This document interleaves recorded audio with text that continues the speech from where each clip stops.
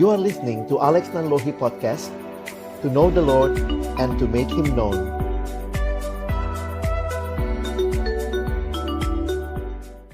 Mari berdoa sebelum kita membaca merenungkan firman-Nya. Bapa di dalam surga, kami datang dalam ucapan syukur karena sungguh Tuhan Engkau baik dan Engkau menyatakan kebaikan-Mu di dalam kehidupan kami. Kembali hari ini kami bersyukur bersama-sama kami boleh ada di dalam kebaktian keluarga besar UKI di tempat ini. Tenangkanlah segala suara di dalam hati kami, kecuali suara-Mu ya Tuhan, supaya ketika kami bersama-sama akan mendengarkan kebenaran firman-Mu, firman yang hidup dan yang menghidupkan, firman yang kudus dan yang menguduskan kehidupan kami, firman yang tidak berubah, tetapi firman yang kami percaya sanggup mengubah kehidupan kami. Itulah yang kami rindukan, menjadi bagian dari semua kami yang hadir pada saat ini tanpa terkecuali. Berkati hamba-Mu yang menyampaikan, semua kami yang mendengar. Tuhan tolong agar kami bukan hanya jadi pendengar firman yang setia, tapi mampukan dengan kuasa dan pertolongan dari Roh-Mu yang kudus, kami dimampukan menjadi pelaku-pelaku firman-Mu di dalam hidup kami, di dalam keseharian kami. Bersabdalah, kami umat-Mu sedia mendengarnya. Di dalam satu nama yang kudus dan berkuasa, nama Tuhan kami Yesus Kristus, Sang Firman yang hidup, kami menyerahkan pemberitaan firman-Mu. Amin. Silakan duduk.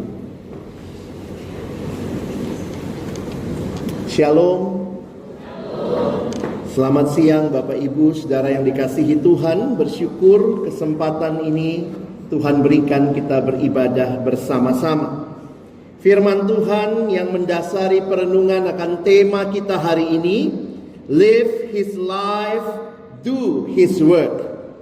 Di dalam kitab Efesus pasal yang kelima, kita akan membaca ayat yang pertama sampai dengan ayat yang ke-20. Saya ikut menyesuaikan dengan terjemahan baru, sehingga mari Bapak Ibu Saudara, mungkin yang ada di dalam terjemahan Bapak Ibu Saudara terjemahan yang lama. Nah, kita pakai terjemahan yang baru ya, nanti ada sedikit bedanya. Saya baca ayat 1, Bapak Ibu Saudara baca ayat 2.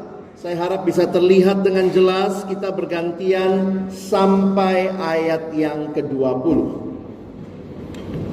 Sebab itu, sebagai anak-anak yang terkasih, teladanilah Allah.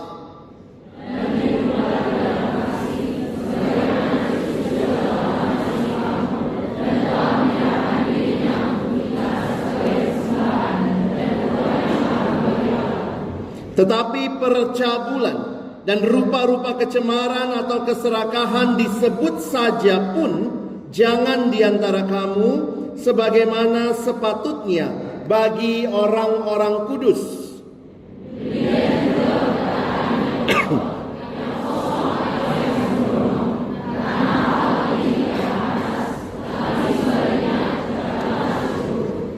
Karena ingatlah ini baik-baik.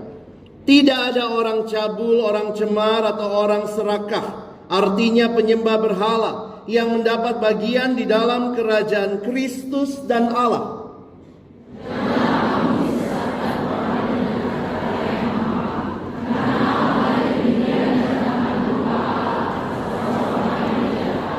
Sebab itu janganlah berkawan dengan mereka.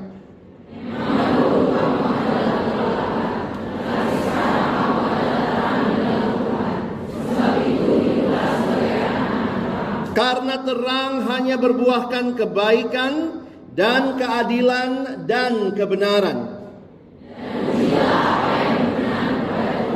Janganlah turut mengambil bagian dalam perbuatan-perbuatan kegelapan yang tidak berbuahkan apa-apa, tetapi sebaliknya telanjangilah perbuatan-perbuatan itu.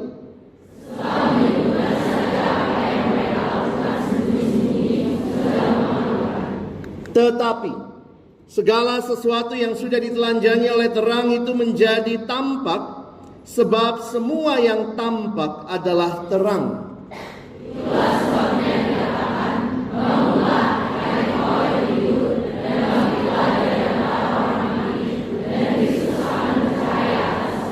Karena itu perhatikanlah dengan saksama bagaimana kamu hidup. Janganlah seperti orang bebal, tetapi seperti orang bijak.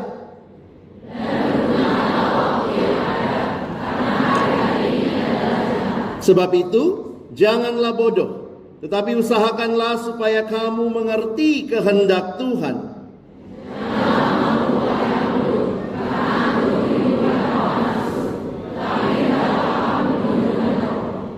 Dan berkata-katalah seorang kepada yang lain dalam mazmur, kidung puji-pujian, dan nyanyian rohani. Bernyanyi dan lantunkanlah pujian bagi Tuhan dengan segenap hati.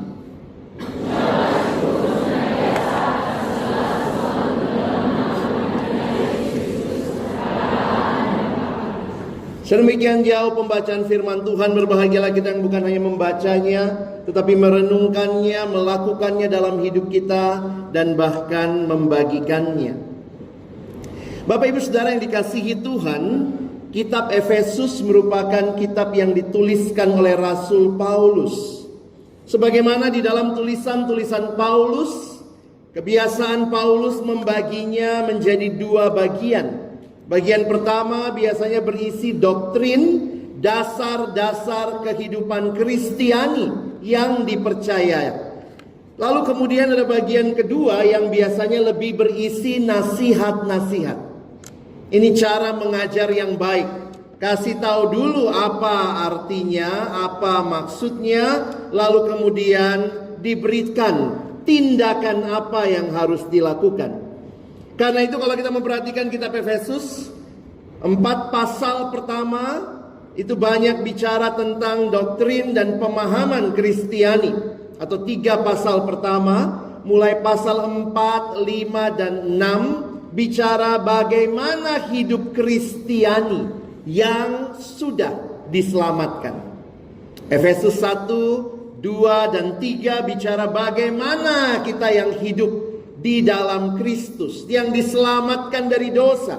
Maka Efesus 4, 5, 6 bicara bagaimana kita menghidupi hidup itu. Sehingga kalau kita perhatikan tema kita hari ini ya, live his life, kita mau meniru Kristus, kita mau mengalami ya yang namanya hidup yang baru di dalam kasih. Numpang tanya saudara yang dikasihi Tuhan, ada nggak ya orang tua yang pingin sekali anaknya itu makin hari makin mirip tetangga? Ada? Nggak ada ya. Orang tua yang normal ingin anaknya mirip seperti dia. Saya besuk teman KTB saya di masa mahasiswa waktu dia punya anak pertama. Suami istri ini teman kelompok kecil dari kuliah.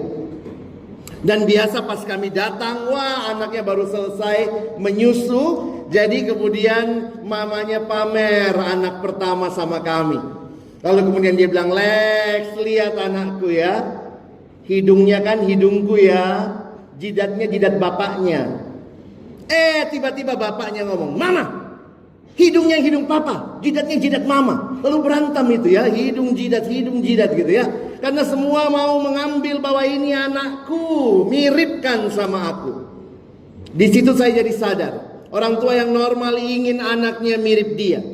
Maka pertanyaannya, kalau saudara dan saya saat ini adalah anak-anak Allah, harusnya mirip siapa? Mirip Allah ya. Sudah ada yang lihat hidup kita, ih kau Allah banget sih. Belum? Berarti belum dong. Anak siapa? Kalau orang lihat hidup saudara lalu bilang, dasar kau anak setan, berarti lebih mirip setan kita ya. Satu waktu dalam sebuah pelayanan, saya banyak pelayanan ke anak siswa SMP, SMA. saya datang ke satu sekolah, lalu kemudian ini pelayanan siswa ya. Saya bilang sama mereka, coba tirukan. Nanti Kak Alex keluarkan gambar, kalian tirukan. Silakan mau tirukan apanya. Bunyinya boleh, mau tirukan gerakannya boleh. Nah, saya mau tes hari ini ya. Bukan anak SMP ini ya. Udah banyak yang beruban juga ya. Coba kalau ini yang saya berikan gambarnya. Ayo coba tirukan. Meong. Au gitu ya. Oke. Coba kalau yang ini.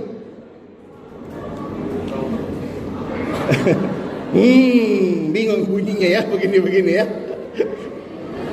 Nah, coba kalau yang ini. Wah, anak sapi semua ya. Oke. Nah, sekarang coba kalau yang ini. Saya bikin di anak SMP waktu saya tunjukkan. Coba tiru Allah. Tiba-tiba semua diam. Lalu satu anak berdiri. Gitu ya.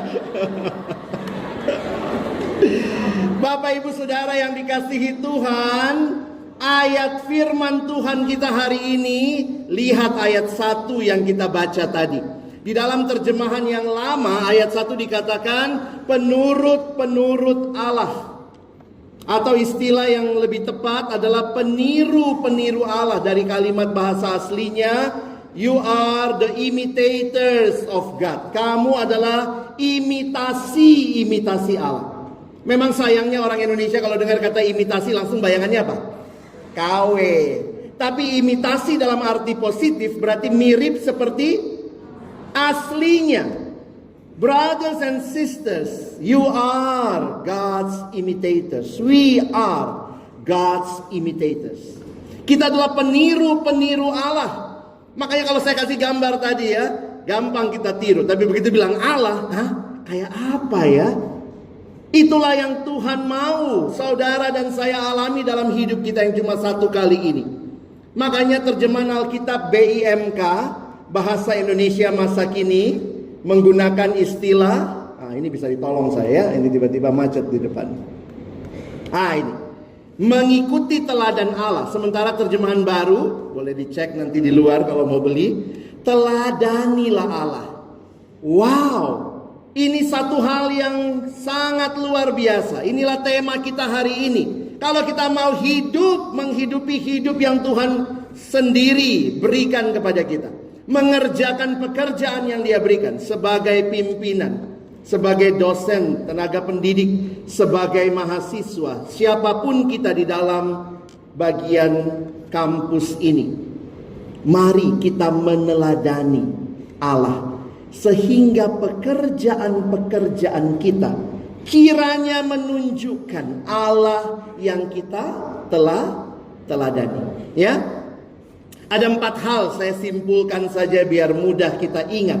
Yang pertama, Allah adalah kasih, itu ayat 2. Karena Allah adalah kasih, maka kita pun harus hidup sebagai anak-anak yang saling mengasihi. Nah, coba lihat ayat 2-nya ya. Ini ayat 2. Dan hiduplah di dalam kasih. Kasihnya itu siapa teladannya? Perhatikan. Sebagaimana Kristus juga telah mengasihi kamu dan menyerahkan dirinya untuk kita sebagai persembahan dan kurban yang harum bagi Allah. Kasih di dalam kekristenan adalah satu kualitas yang luar biasa karena dikaitkan dengan apa yang Yesus lakukan. Kasih itu fokusnya bukan diri kita yang mengasihi, tetapi fokus kepada yang dikasihi. Makanya katanya bahasa Indonesia dari semua bahasa di dunia itu paling gampang menjelaskan kasih. Apa itu kasih? Kasih ya kasih. Love is giving. Love is not taking. If love is taking, that is not love, that is rampoking, saudara.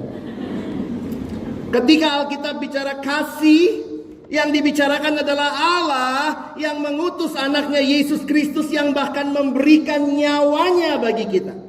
When God loves us in Christ Jesus, Dia tidak ambil sesuatu dari kita, tapi Dia memberikan segalanya bagi kita. Kalau kasih kita adalah kasih yang menuntut, itu bukan kasih, itu rampok, saudara. Sayangnya banyak orang sibuk merampok. Ke gereja pun begitu. Saya dapat apa dari gereja? Dapat apa? Dapat apa? Dapat apa? Jadi kita kayak ke gereja bawa kantong belanja yang besar. Apalagi? Masukin semua.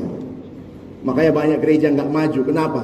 Karena pengunjungnya, jemaatnya cuman kayak pergi belanja ke mall. Mau apa? Dapat apa? Mari belajar mengasihi. Apa yang bisa saya berikan? What can I contribute rather than what can I get? Betul, kita pasti dapat sesuatu.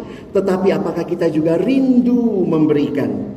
Hiduplah di dalam kasih. Kasih itu berarti fokus kepada yang dikasihi, bukan kepada diri kita yang mengasihi. Apakah kita sudah demikian? Tidak mudah ya. Mengasihi itu sulit. Bahasa Inggrisnya sulit. Saking susahnya. Kenapa? Di dalam dosa kita manusia yang egois. Aku mengasihimu supaya aku dapat sesuatu. Aku mengasihimu dapat sesuatu. Makanya yang mahasiswa, kalau pacarmu menuntut mengasihi lalu dia minta sesuatu, kalau kau mengasihiku, ayolah tidur sama aku. Jangan mau, perampok itu. Bukan orang yang mengasihi. Kalau kau mengasihi pasanganmu, jaga dia kudus sampai altar pernikahan. That is love. Ya. Tapi kalau kau tidak melakukan itu, ya that is lust, ya, hanya sekadar nafsu. Ini yang pertama. Mari belajar mengasihi. Tidak mudah, tapi kita dikasih teladan dari Kristus. Yang kedua, kita melihat bahwa Allah adalah Allah yang kudus. Ayat 3 sampai ayat 7. Karena itu ada kalimat di dalamnya, kita pun harus hidup. Bisa tolong next. Hidup sebagai anak-anak yang kudus. Jangankan kalau Allah kudus, masa kita kudus? Nggak klop ya. Dia kudus, saya anaknya juga harus kudus. Dalam hal apa kita dituntut kekudusan? Perhatikan beberapa ayat. Nah, ini bisa ditolong next ya. Percabulan dikatakan, rupa-rupa kecemaran, keserakahan. Ini hal-hal yang diingatkan. Kenapa? Karena kamu orang-orang kudus. Lihat lagi ayat 4. Demikian juga perkataan yang kotor, yang kosong atau yang sembrono. Bahasa Inggrisnya menggunakan istilah coarse joking. Jadi bercanda-bercanda kasar juga dilarang ya. Tuhan bukannya gak suka dengan candaan, tetapi hati-hati. Yang bercandanya nyerempet-nyerempet, kasar-kasar, ini ada ayatnya. Hal-hal ini tidak pantas, tapi sebaliknya ucapkanlah syukur. Perhatikan ayat yang kelima. Karena ingatlah baik-baik, tidak ada orang cabul, orang cemar atau orang serakah, artinya penyembah berhala, yang mendapat bagian dalam kerajaan Kristus dan Allah. Tidak mudah saudara, tapi ini panggilan yang Tuhan berikan. Kuduslah kamu. Jadilah anak-anak Allah yang kudus. Kadang-kadang kita gak suka dibilang kudus ya. Gitu orang bilang, ih kau kudus banget sih. Aduh aku gak begitu amat lah gitu ya. Tapi itulah, kita kadang-kadang lupa diri kita. Saya namanya Alex Nanlohi. Nanlohi itu marga saya, orang Ambon. Alex Nanlohi. Kalau ada orang yang datang sama saya, aduh Pak Alex ini sok Nanlohi, marah gak saya? Loh saya bukan sok, saya memang Nanlohi. Jadi kalau ada orang datang sama saudara, sok kudus kau, jawabnya apa? Aku gak sok kudus, aku memang kudus. Bapakku kudus, masa aku kudus? Nggak klop dong. Jadi kadang-kadang memang kita yang tidak mau mengikuti Allah kita ya. Hari ini kita diminta meneladani Allah. You want to live a life like Him? You want to do great work for Him? And do as His imitators. Jadilah peniru-peniru Allah. Kita lihat lagi. Allah adalah terang. Ini yang ketiga. Allah adalah kasih. Aku harus mengasihi. Allah adalah kudus. Aku harus hidup kudus. Allah adalah terang. Maka kita pun harusnya hidup sebagai anak-anak terang.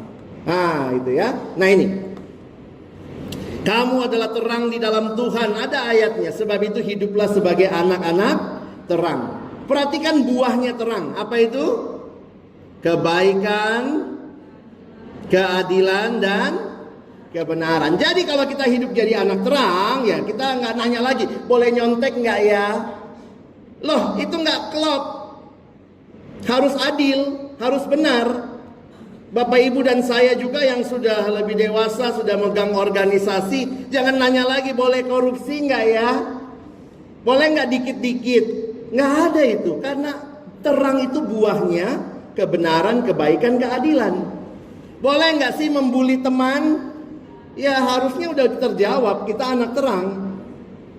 Boleh nggak sih nyudutin orang gitu ya? Ini realita-realita hidup di dalam terang yang Tuhan mau. Nah, bagaimana peran kita di dalam dunia? Seperti doa kita tadi. Kita diminta jadi garam dan terang. Jadilah garam dan terang di dunia ini. Kenapa? Saudara perhatikan, ada fakta tentang dunia. Ada fakta tentang murid Kristus. Apa fakta dunia? Dunianya busuk, butuh garam. Di masa Yesus, garam itu berfungsi untuk mengawetkan. Di masa Yesus sampai hari ini juga, terang itu fungsinya untuk menerangi kegelapan. Inilah kondisi dunia di mana saudara dan saya hidup. Dunia yang busuk dan gelap.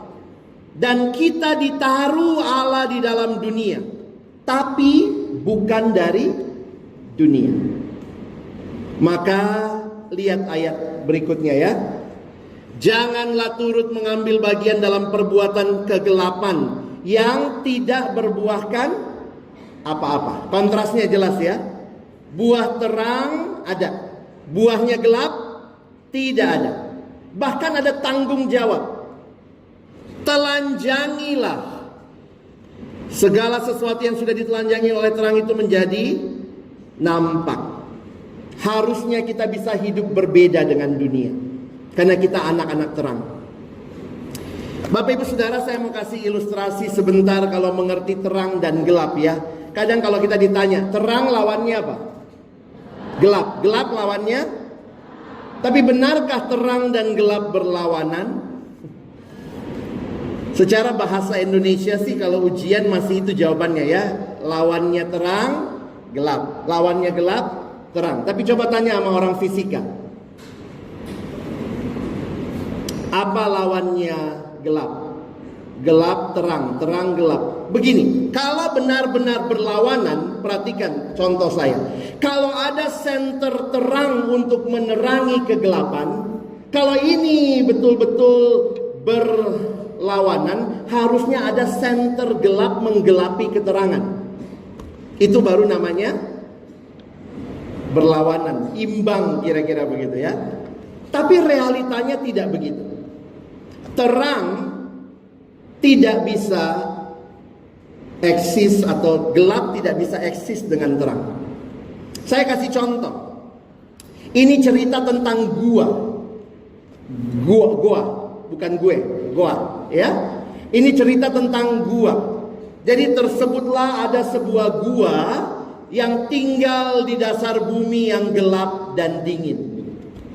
Satu waktu gua ini mendapat undangan dari matahari yang tinggal di permukaan bumi. Lalu kemudian matahari kirim undangan. Gua naiklah ke permukaan bumi, aku akan menunjukkan keindahan bumi. Gua akhirnya menyepakati dan naik ke permukaan bumi. Dan akhirnya itu pertama kali gua jalan-jalan diajak sama matahari keliling-keliling, lihat semua keindahan. Sore menjelang, gua kembali pulang ke rumahnya di dasar bumi yang gelap dan dingin. Merasa berhutang budi, akhirnya gua kirim undangan balasan. Mat, datanglah ke rumahku di dasar bumi yang gelap dan dingin. Ketepatan matahari belum pernah lihat kegelapan. Akhirnya matahari datanglah memenuhi undangannya si gua. Ketika datang matahari itu, diajaklah oleh gua keliling-keliling. 5 menit pertama matahari masih tahan. 5 menit kedua sudah mulai gelisah. 5 menit ketiga matahari bilang, gua berhenti. Kau janji ya, mau tunjukkan kegelapan. Kita udah muter-muter 15 menit. Mana kegelapan itu? Saudara bisa paham ceritanya? Terang gelap itu tidak berlawanan, karena terang jauh lebih kuat. Kalau ada terang, gelap nggak ada. Ya, makanya kalimatnya tadi, harusnya anak terang menelanjangi kegelapan. Itu bagian yang Tuhan perintahkan kepada kita. Jangan ikut perbuatan kegelapan, tapi telanjangilah. Karena ketika terang hadir, maka harusnya kegelapan enyah. Pendeta John Stott membuat sebuah kalimat yang saya parafrase kira-kira seperti ini. Nah, dia bilang, jika daging busuk, jangan salahkan daging, tapi tanyakan di manakah garamnya. Jika dunia busuk dan memang membusuk, jangan salahkan dunia, tanyakan di manakah garam dunia. Yesus bilang, hati-hati kalau garam itu mulai kehilangan keasinannya. Jika rumah gelap, jangan salahkan rumah, tetapi tanyakan di manakah lampunya. Jika dunia gelap, jangan salahkan dunia, tapi tanyakan di manakah terang dunia. Saudara dan saya hadir di dunia ini untuk membawa terang, untuk menghambat pembusukan, dan kiranya mulai dari diri kita. Kadang-kadang kita bilang dunia begitu, gereja kayak gitu juga. Dunia kayak gitu, yayasan Kristen kayak gitu juga ya. Dan itulah sedihnya ketika akhirnya terang tidak berfungsi, garam tidak berfungsi. Kalau kamu anak-anak Tuhan, mahasiswa yang mau hidup jadi garam dan terang, harusnya waktu kamu hadir, orang bukan makin rajin berdosa ya. Jangan kalau kita hadir makanya orang, wih asik, tambah ramai, mari kita berdosa sama-sama ya. Tapi kehadiran kita menelanjangi. Memang kadang gak enak ya. Saya itu sudah dipanggil pendeta dari semester 1 kuliah. Dibilang, Pak Pendeta. Jadi saya sudah dipendetakan dari semester 1 kuliah. Hanya karena saya waktu itu ada satu teman main ke kosan saya. Lalu dia lihat saya pagi-pagi saat teduh baca Alkitab, ada buku renungannya. Ini gak seiman dengan kita ya. Dia bilang, ih Lex, itu apa? Oh, saya ini renungan pagi. Oh, terus dia lihat. Dia baca, oh ini Alkitab ya, oh ini renungannya. Oh, jadi ngapain kau tiap hari? Ya saya baca, saya doa. Ih, pendeta kau ya. Jadi saya dipendetakan di kamar kos saya. Tapi saya bersyukur ya. Teman saya ketika teman-teman pada mau nakal, dia bilang, udahlah jangan ajak lah Pak Pendeta itu ya. Saya pikir iya juga ya, harusnya kalau kita hadir, orang makin takut bikin dosa ya. Jangan kalau Bapak Ibu Saudara hadir, maka orang makin rajin. Ih sama kita, weh setan, ayo sama-sama ya, koncone setan. Oke, mari jadi anak terang. Tidak mudah, tapi Tuhan adalah terang. Ingat, kita bukan sumber terang, tapi Dia sumber terang. Hanya kalau kita terus berelasi, kita akan jadi terang. Terakhir, tidak ada kalimat secara khusus mengatakan Allah bijaksana, tapi ini kesimpulan saya membaca ayat 15 sampai ayat 20. Maka kalau Allah bijaksana, hiduplah sebagai anak-anak yang bijak. Itu yang muncul di dalam bacaan kita ayat yang ke-15. Karena itu perhatikanlah dengan saksama bagaimana kamu hidup. Janganlah seperti orang bebal, tetapi seperti orang bijak. Alkitab terjemahan lama menggunakan istilah arif, ya. Dan menarik sekali Bapak Ibu Saudara, kebijakan seseorang yang hidup bijak dikaitkan dengan apa? Mempergunakan waktu. Jadi coba kita hitung-hitung waktu ya. Dalam bahasa Yunani itu ada 3 kata tentang waktu. Ini sedikit kalau mau belajar nanti bisa pahami lebih dalam. Yang pertama ada yang namanya kronos. Dari kata itu muncul kronologi. Lalu ada juga kairos. Lalu ada aion. Aion itu kekal. Jadi ini contohnya, ini kekekalan. Lalu kemudian di dalam kekekalan itu ada kronos. Tetapi ada juga yang namanya kairos, ya. Nah, ini kairos. Indonesia merdeka tahun 45. Sampai sekarang kemerdekaan kita dalam sebuah kronos. Tapi ada kairosnya. Tahun berapa misalnya? 98. Reformasi. 65 G30 SPKI. Jadi ketika bicara hal-hal yang kronos, sebenarnya di dalamnya ada kairos. Perhatikan kata waktu.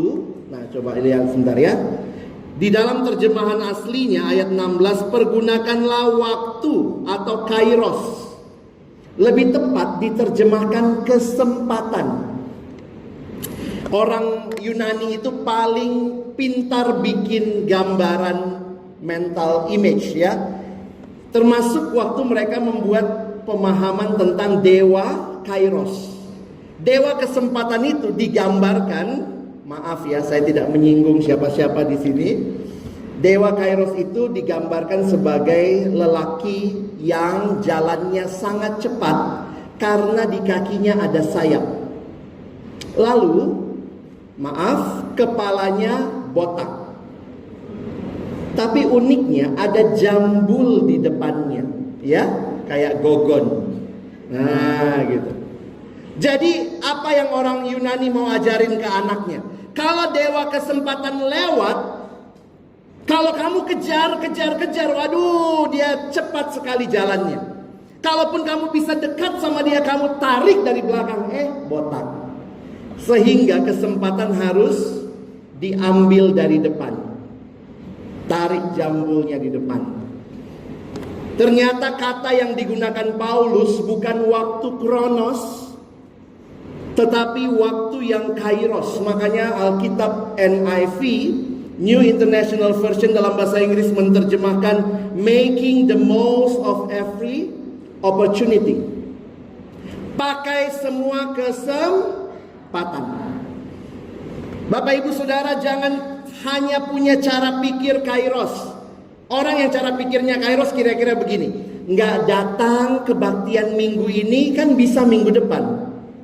Nggak datang bulan ini kan bisa lagi datang bulan depan. Itu cara pikirmu kronos. Siapa tahu ini kebaktian terakhirmu. Ya, ngeri ya. Loh, kalau kita hidupnya cuman hari ini, nanti besok lagi ada, nggak masuk kuliah hari ini, besok ada lagi kok. Nggak masuk minggu ini, minggu depan ada lagi kok. Kalau itu cara berpikir kita berpikir secara kronos. Tapi orang yang berpikir secara kairos bisa mengatakan ini tidak sama dengan besok. Datang ibadah hari ini tidak terulang dengan bulan depan dan juga bulan yang lalu. Makanya saya senang dengan satu lagu ya. Terima kasih Tuhan untuk kasih setiamu. Bagian akhirnya bilang apa? Sebab hari ini Tuhan adakan. Orang yang bisa melihat setiap hari adalah kesempatan yang Tuhan berikan. Engkau orang yang bijak sana. Bapak Ibu Saudara, seringkali kita bilang time is money. No. Di dalam Alkitab time is life. Karena apa? Orang menilai kita dari bagaimana kita menggunakan waktu kita. Coba kalau hari ini kita main, besok kita main, lusa kita main, orang bilang kamu tukang main. Jadi orang define who you are from how you spend most of your time. Maka mari belajar menggunakan waktu dengan baik. Bapak ibu saudara kadang-kadang gak rasa juga ya, udah mau pensiun gitu ya, gak lama lagi. Apalagi kalau ada vonis dokter, bapak ini kayaknya tinggal 6 bulan, tinggal 6 bulan. Yang muda rasanya, waktu saya masih panjang. Tetapi mari lihat kesempatan. Ini kesempatan yang Tuhan berikan untuk kita making the most of the time. Do His work. Ini hitung-hitungan lah. Kalau ada yang berumur 24 tahun, sudah banyak yang kali 2 ya. Coba bayangkan, pada waktu ulang tahun 24 tahun, ini hitung-hitungan kasar aja. Begitu saudara ulang tahun umur 24, coba pikirkan. Kalau satu hari saudara tidur 8 jam, maka selama 24 tahun saudara sudah tidur 8 tahun.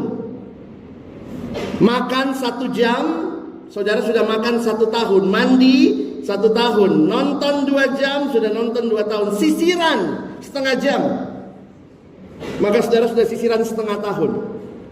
Saya waktu hitung-hitung begini ya, coba 24 kurang 8, 16 tahun. Jadi orang yang umur 24, kalau dia tidurnya 1 hari 8 jam, dia cuman hidup 16 tahun. Singkat banget hidup ya. Coba jangan hidup sisiran terus kan. Ini yang mandinya lama ini ya. Siapa yang mandinya lama? Yang kalau kau mandi 1 kos ngetuk. Oi, pulang, oi, selesai gitu ya. Maka teman-temanku, Bapak Ibu sekalian, ingat, harusnya semua aspek hidup kita dalam waktu yang terbatas ini kita persembahkan bagi kemuliaan Tuhan. Ingat, studi, keluarga, berteman, pelayanan, pekerjaan, semuanya serahkan sama Tuhan. Waktu kita tidak panjang. Saya tutup dengan bagian ini. Orang bodoh selalu membuang kesempatan.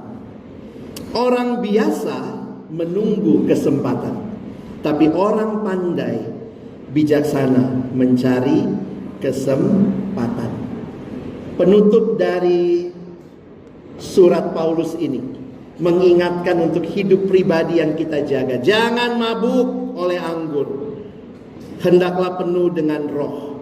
Berkata-katalah dalam mazmur, kidung pujian, nyanyian rohani. Bernyanyilah, lantunkanlah untuk Tuhan. Pakai waktu saudara mengerjakan pekerjaan bagi kemuliaan namanya. Ucaplah syukur senantiasa atas segala sesuatu dalam nama Tuhan kita Yesus Kristus kepada Allah Bapa. 4 hal untuk hidup mengikuti hidupnya, melakukan pekerjaannya. Allah kasih, hiduplah jadi anak-anak yang mengasihi. Allah kudus, jadilah anak-anak yang kudus. Allah apalagi? Kasih sudah, kudus sudah, terang, jadi anak-anak terang. Allah kita bijaksana, hiduplah bijaksana, termasuk menggunakan waktu. Kiranya Tuhan menolong supaya semua kita boleh hidup seperti Dia dan mengerjakan pekerjaannya. Amin. Mari kita berdoa.